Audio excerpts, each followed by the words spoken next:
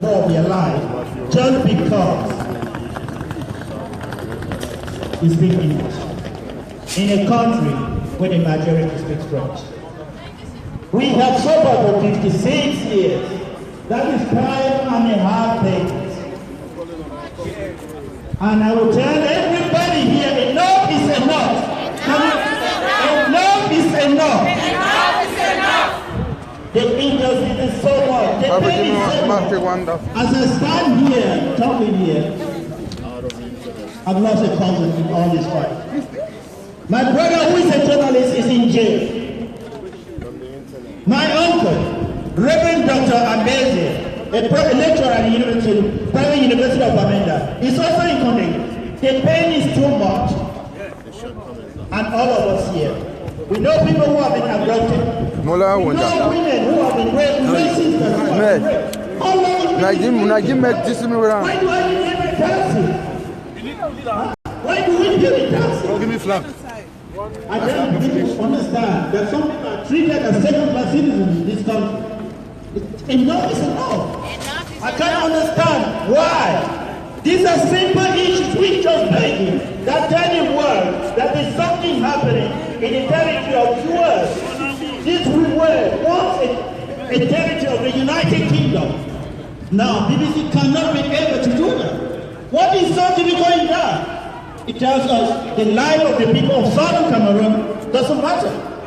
What is that? Every life matters. The life of the people of Southern Cameroon matters.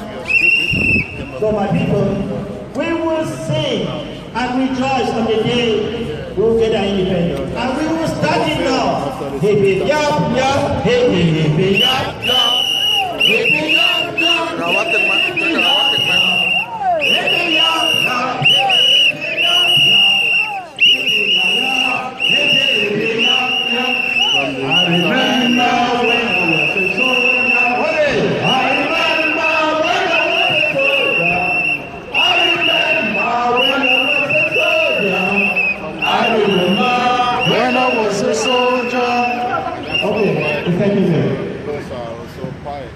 When injustice becomes law, resistance becomes duty. When injustice from the press becomes law, resistance becomes a duty. The Southern Cameroon Community Uk is here at the BBC for one reason, particularly. A journalist from this corporation was arrested in Yaoundé by the dubious regime of President Paul Biya in an attempt to report issues that were related to the struggle of the people of Southern Cameroon.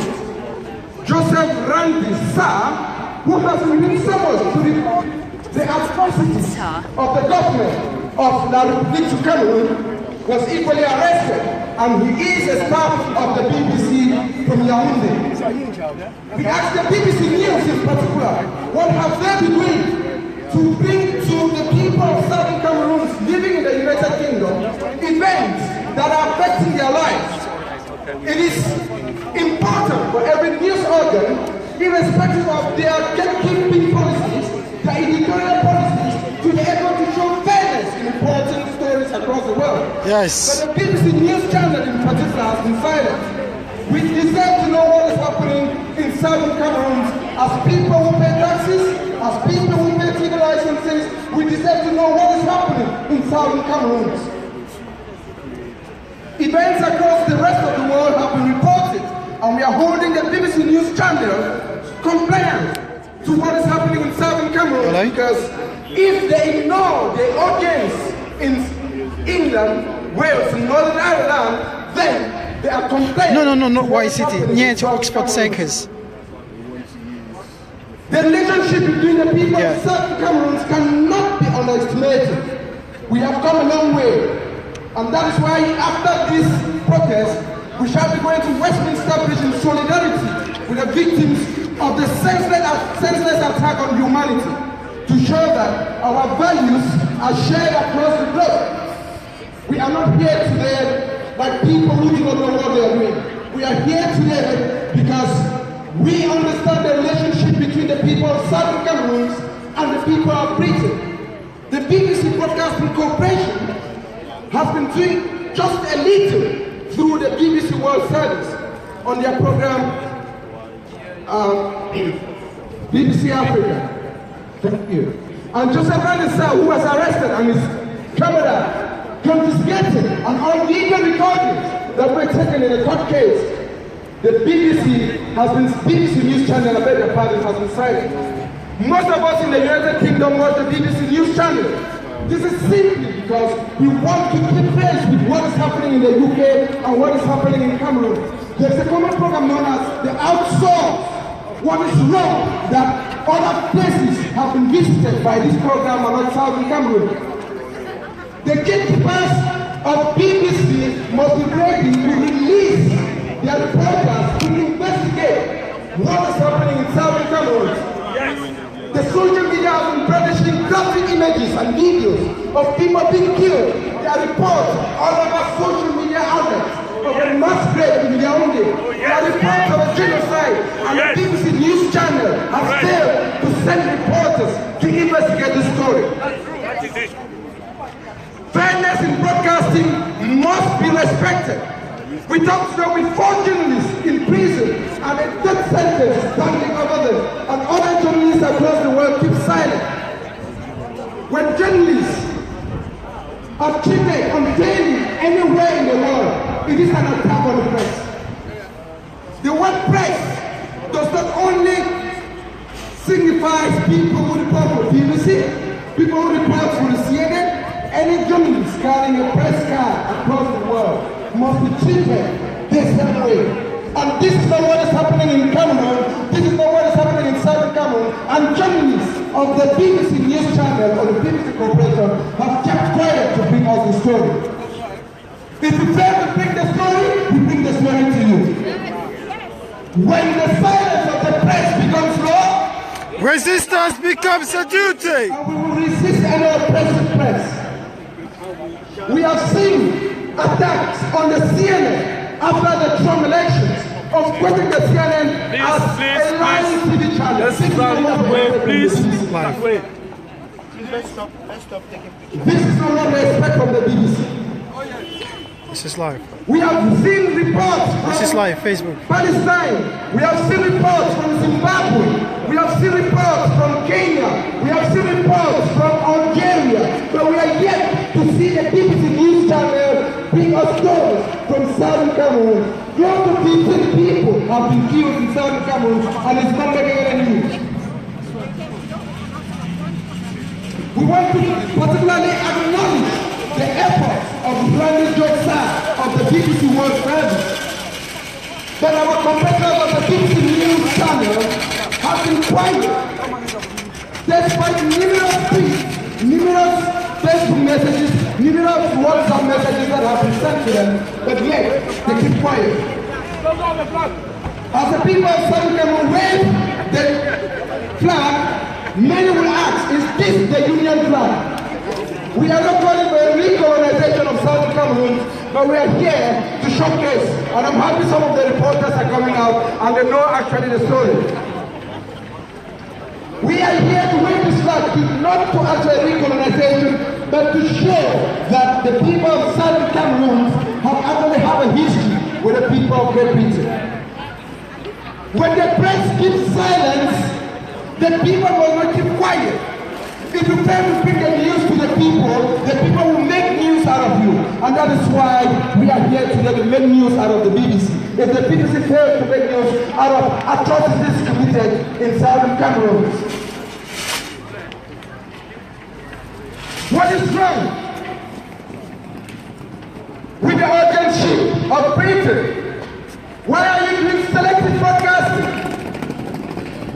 A journalist arrested in Cameroon is equally suffering the same pain of suppression like a journalist in England. A journalist treated unfairly in Egypt is not different from a journalist treated unfairly in Yaoundé or in Bamenda. We have had Southern Cameroonian journalists who were bringing stories to us, arrested by the government of the Republic of Cameroon. But other journalists in England of the BBC Broadcasting Service have kept quiet. Why? Is the press just to sell an agenda? for a certain group of people, or the press is there to report stories fairly, equally, and justly. This is Southern Cameroon. Before independence. And we go about and celebrate World Press This is Freedom our Day flag because we before want the independence. press to be free. This is But the press UK, in Cameroon United and Southern Cameroon Kingdom, because is not we are free succeeding from today with the British oppression people of the Republic of about the Cameroon. terrorists. So So you after still this, don't want your flag to look What like do you this? want? pardon? You still don't want your flag to look like this? That's our main flag. The people of Southern Cameroon want fairness in reporting. They want justice in news reporting. They want justice in the way journalists carry across their activities. I remember a media man once said, Power. the position Power. The position of a journalist is like that of a pastor who just committed adultery.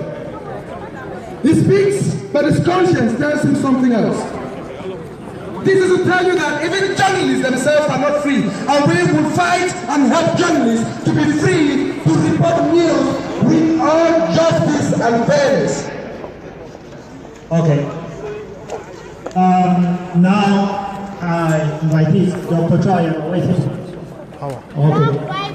So now Dr. Chaya. Not the farmers. Okay, make some noise for Dr. Chaya.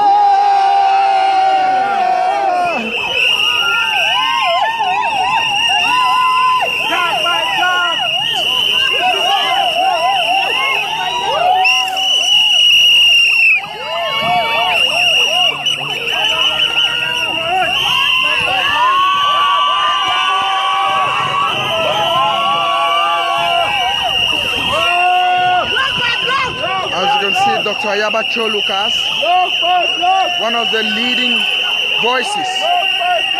leading voices in this struggle.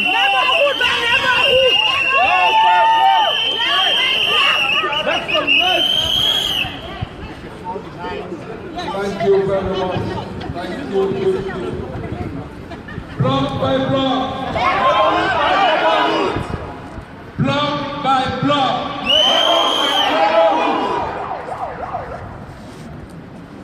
Fellow citizens of Amazonia, I have not come here to address the BBC. I have come here to speak with you, have a conversation about the plight of our people. I hope the BBC can cover the message.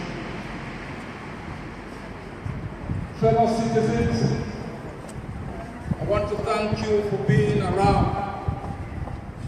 I want to thank you for taking the time off your schedule to assemble here in front of the oldest news media in the world,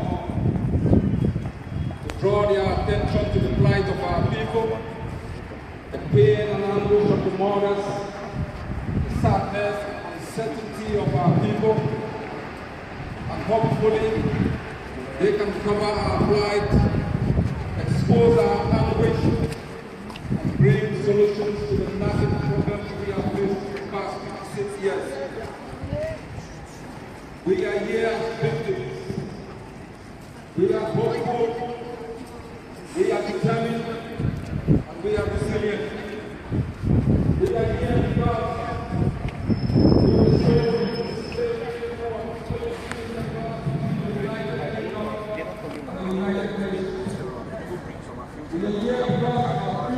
Please share so that others can follow. Thank you, Coach K Fomuso. Thanks for sharing. As you can see, Dr. Ayabacho actually talking.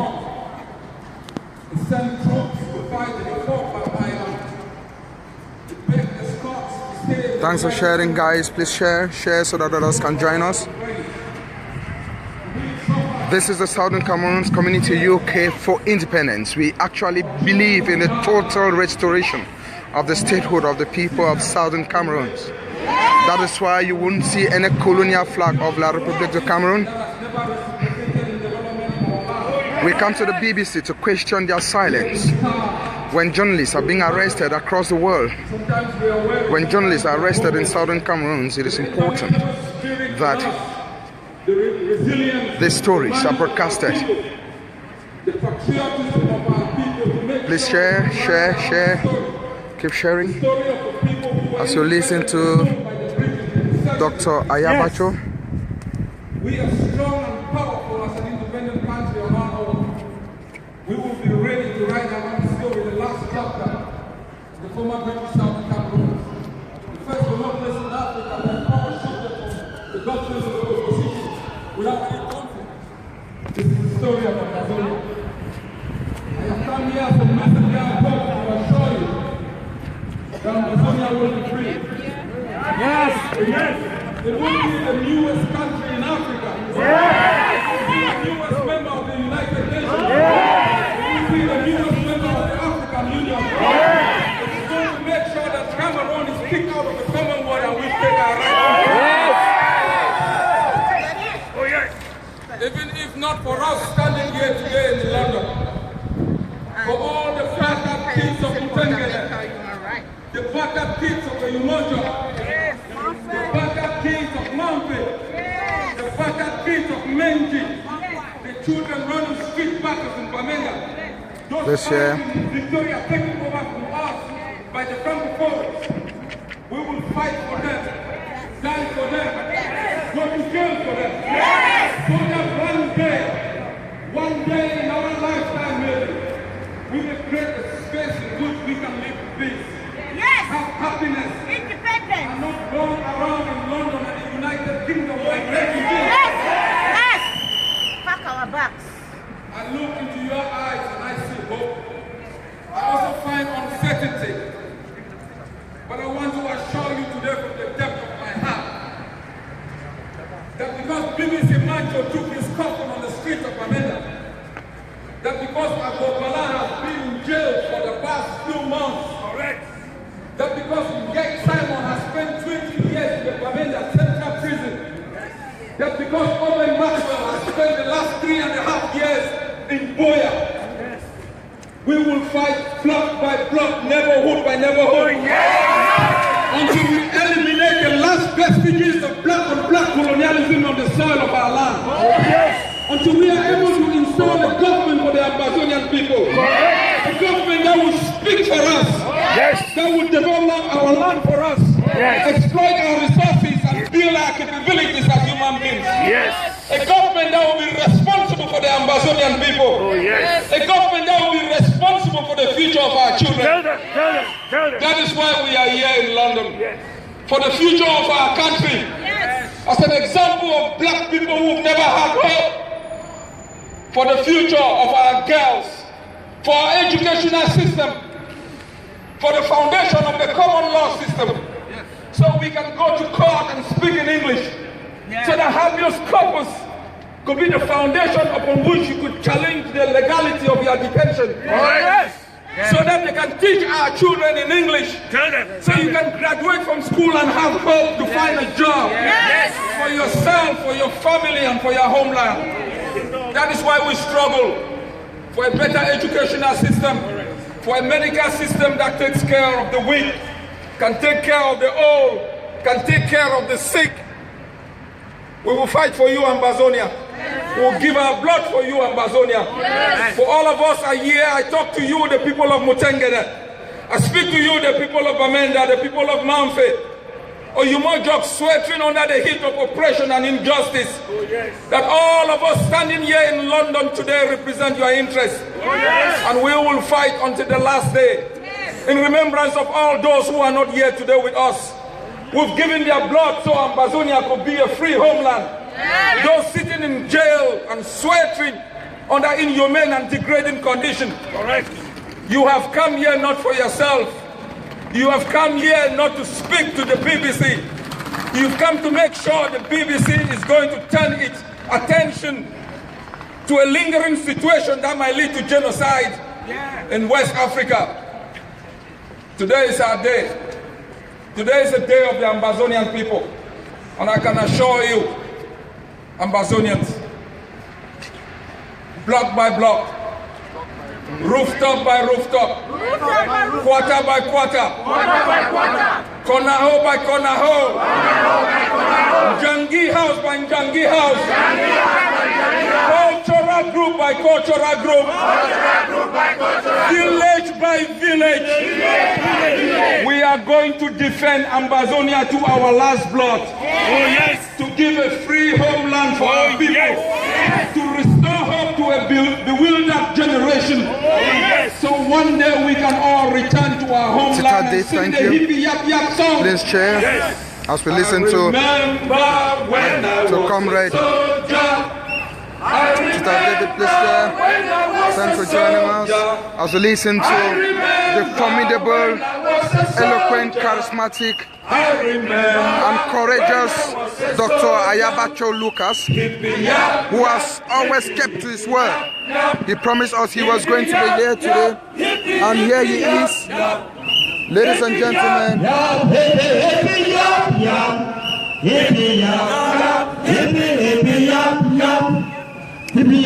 let's sing it again. Where's Dr. Lady singer? I say, soldier, I remember when I was a soldier. Hello, I remember when I was a soldier. Dr. Ayaba. Coco, come here. Coco, come here. Tell him we have a very, very long history. Very, very, very long history. I'm Alex. I don't remember when we last met. Maybe more than 25 years ago. Dr. Ayaba, Dr. Akwanga Ebenezer. By then, our movement was not that popular. We met in Boya and took an oath that we are going to liberate the people of Southern Cameroon. And that is why I don't doubt, despite I haven't seen this my brother for more than 25 years. Sometimes he send me texts, we haven't spoken. He said, Coco, what about our promise back in Boya? I say, you know, I will never change. So sometimes when you see some of us, we are infallible. We have dedicated our life for this fight. And when I see whether it's Dr. Ayaba, wherever, I trust him. Yes. I know whatever he's doing, I don't need to call him and say, what are you doing? Because I know we took an oath. His words are his words. Yeah. So I'm happy to meet my brother today. I've been following him today. We live in a world of social media. It's different. We guys share. People, I will believe we are with each other, even though we are not. So that's the difference. Metro Alex Desinghe, who has been fighting for the Southern Cameroon Youth League for over 25 years. I meet Dr. John Gu Foncha. We'll meet Pa Foncha and try to ask them to tell us what happened back home. And I'm also happy. One thing I must stress in this struggle, we are one. Is that possible? Yeah. And I've been struggling to do other things in our fight. We're going to be here for about 2 or 3 more hours. Who's the leading person? Well, we'll need how many people do you need to speak? Just one person. Yeah, we'll let you talk to Dr. Ayaba. I'm going to come with him as proper elections officer because he's our guest. He's your guest? Yeah, so he can speak. Is it going to be in the service over here? Well, we can go upstairs into the studio or we can go to the studio. That's fine. So, you on you? Yes. When are you ready? No, we can go now while the process is going. We'll take a few more, 30 minutes. 30 more minutes. Alright, okay. Let me tell you. No, I don't have a lot of time. I'm going on the air shortly. I want to get this done. Okay, we can go now. We can go now. Yeah. You have to tell the people, take the permission. I'll come to that. It's fine, doctor. No, when you're Christian, you're Christian, so I'm going. No, yeah. Tell the population. Okay, you are the leader here, right? Yes. Okay. No, we are great. Let's get it wait for a moment until we clear it, yeah? Okay. I remember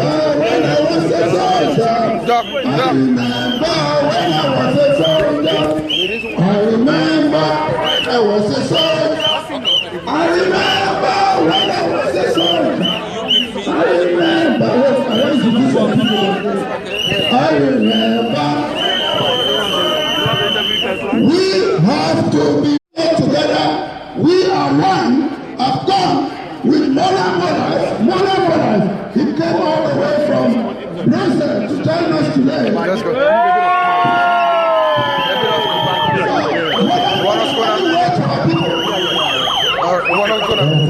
When I see this job, I'll talk my picture.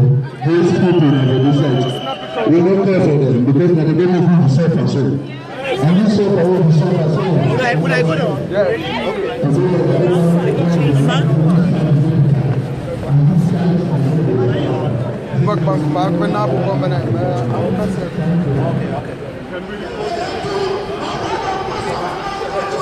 I'm going to use this to interview the gentleman from Cameroon.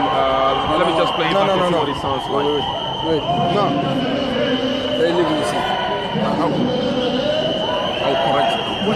They want to interview you, right? Yeah.